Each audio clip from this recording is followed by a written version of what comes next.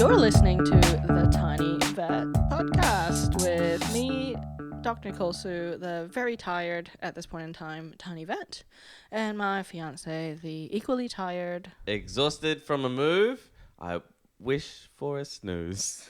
Jez Watts. Hello. Jez Watts in stereo. Yeah, baby. No. I'm so tired. We're really tired. So, just to set up what's going to happen in this episode. Just to explain why this episode might be a little less coherent than previous ones. Yep. So we've just moved house with no movers. We're it's just still been us. Moving house. And we're both small human beings. Yeah. I just got back from a festival, which normally I take 2 days to relax from. Instead, that night we started moving our apartment. And because we had 6 weeks of rent crossover, I've been busting butt to make the extra money to make sure that we can cover both rents for the 6 weeks. So and I'm going to pay the next month rent. He will, but we're also But right now we're stretched. We're we're tired, and listen, we're just excited to talk to you guys about what is the topic this week? Canine anxiety, something very near and dear to both our hearts because we have human anxiety. And I have a dog heart. Yeah. I transplanted that into him 5 years ago. 5 years. Well, yeah. When did we become official as a couple? Yeah, about then. It was when I became part canine. Then you went, well, now I can love you because you're not totally human. Yeah. Yeah. It was a Labrador's heart. Don't worry, the Labrador has my heart. I guess so. Then do worry. That is a topic for worrying. Then sorry, listener. Yep, you should be worried. Sure. Thank you. Alrighty. So canine anxiety, really common in our dogs nowadays. And what I always tell people is that it's not normal. A lot of canine anxiety behaviors, because they're so widespread, is now seen as normal. So, for example, dogs that get really, really upset when the owners leave the house, so separation anxiety. Dogs that get upset when people walk past their house, just barking and going off at buses, pedestrians, other dogs. Right. A lot of times you're like, oh, that's normal. But actually, a lot of that behavior is anxiety-based behavior as well. Storm anxiety.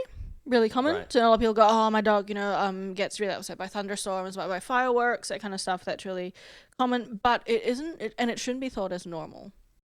These are all things that will negatively impact quality of life. For the owner and the dog. Yeah, absolutely. Sure. And I mean, I'm really anxious, and it's probably. Yeah, I was about to say, I'm pretty sure you freak out when storms go by too. Yeah. But it is actually probably one of the biggest negatives to my quality of life. Is your own anxiety? My own anxiety. Yeah, and to mine, listener. Yeah, but you're like, because you've been in therapy for less time than me. Sure. I think it's had a great effect. I mean, I found like the right medication. 100%. The therapy was like just understanding why I was anxious. But dogs don't get to dogs don't get to do that as well. If only dogs got talk therapy also. Yeah, absolutely. But we can both agree that managing anxiety is a great boost for quality of life. Absolutely. Yeah. So that's like finding the techniques that work for you. 100%. Or I guess the animal, this is not a human medicine podcast. No, but also like we are both on medication. Sure. We both needed the medication. Oh, absolutely. To be able to process the therapy, the cognitive training that we've done to be able to cope with our anxiety. And that's pretty much the same with dogs. Right. So one thing that I really hear very often when someone tells me their dog's anxious, and I go, oh, have you spoken to your vet? Have you tried medication? Have you tried going to the behavioral vet? It's like, oh no, I don't want to dope him up. I don't want to put him on medication. That's something that really hurts me because one, I'm on medication. Sure. So, if you put it in my regard, I'm like, oh, well, there's no reason why I shouldn't be on medication. But also a lot of people misunderstand what these drugs do, and it's not a sedative. Yeah, I think a lot of... Because I initially was, very reluctant to... You were. I've been talking about going to therapy for over 10 years, and it took you pushing me to do it. And then I was extremely reluctant to the idea of going on medication. Because I think a lot of people, and I think me too, even despite like my background and my training and science and all these kind of things, but...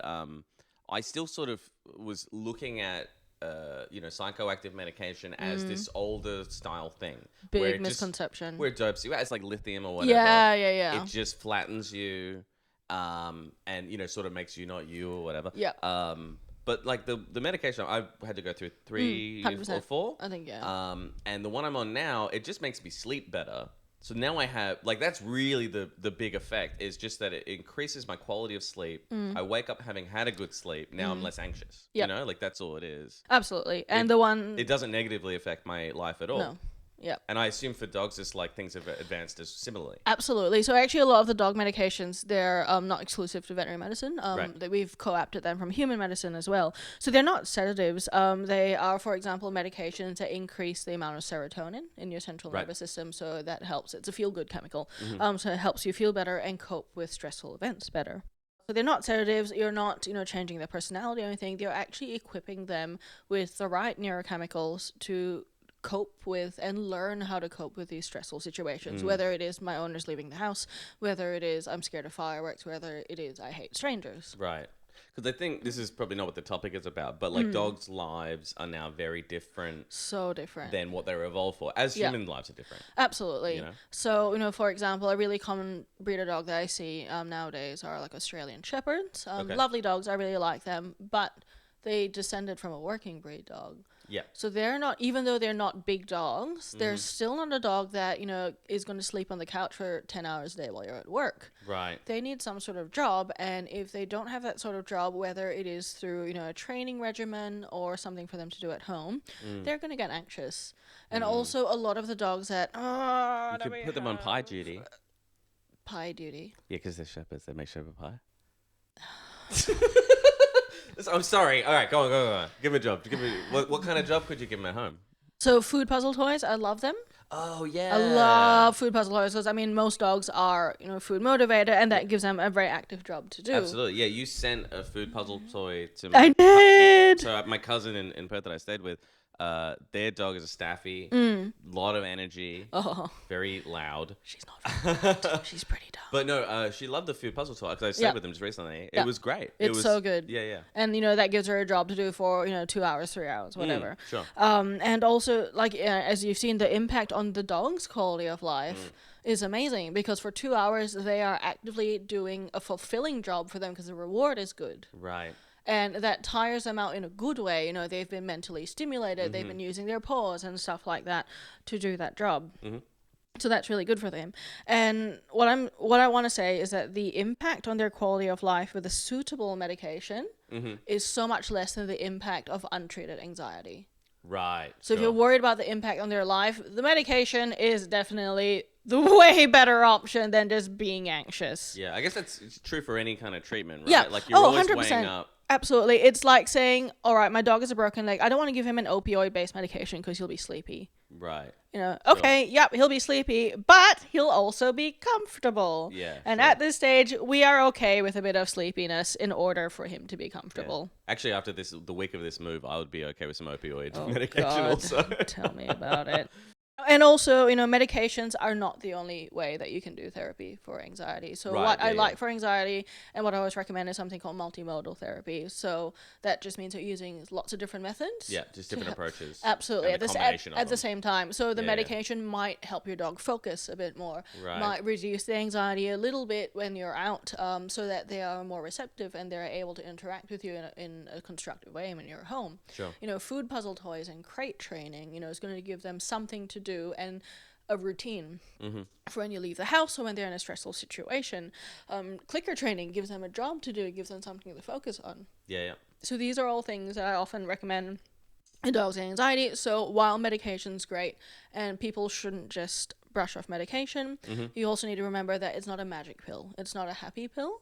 Right. This takes a lot of effort on your part and admittedly the dog's part as well, but it is just as important for quality of life as treating a chronic illness because it is a chronic illness. What kind of costs is someone looking at for like if the dog needs medication? Yep. What's ongoing cost is that? Depends on the size of the dog. So I always feel really bad for people with huge dogs because you dose them by kilogram. So the medication for a Great Dane is going to be like 10 times the cost of a medication for a Chihuahua just because you've got a bigger animal to dose. But, all right, so let's say it's a medium dog. What is a medium dog? Medium dog. So let's say on average, the anxiety medication might cost you about $50 to $60 a month. Okay. In the first maybe 2 to 3 months, you're probably going to need the help of some sort of professional trainer, whether it's a veterinary behaviorist or a professional dog trainer that your vet has recommended you for. And that can run, $100 a session, usually a bit cheaper. Does pet insurance cover any of this or no? Not necessarily. We have to read the fine print. Some would. Some might, I think, Okay. just depending. Yeah. But that will be temporary because they are teaching you the skills on how to do that at home. And over time, you're going to need their help less and less. Right. So, yes, it's going to be a little bit expensive starting up. Is it something where you might, over time, wean them off medication? Potentially, yeah. I always say, look, don't expect it. That's going to be gravy if we can do that. Okay. But a lot of times, it is also genetics. There are just some breeds of dogs as well, and unfortunately, we're not breeding them very responsibly. Who are the at most this moment. anxious breeds? Have you met Chihuahuas? Actually, not even that. German Shepherds. Yeah. So what's German the 3 Shepherds. most anxious breeds? German Shepherds. Yep. Border Collies. Yep. I've just blanked. Veterinarians. Yeah. Actually, you're right. The Tiny Vet Podcast is brought to you by Upilio. Sources for our topics can be found at upilio.io. Outro music by Matt Charleston.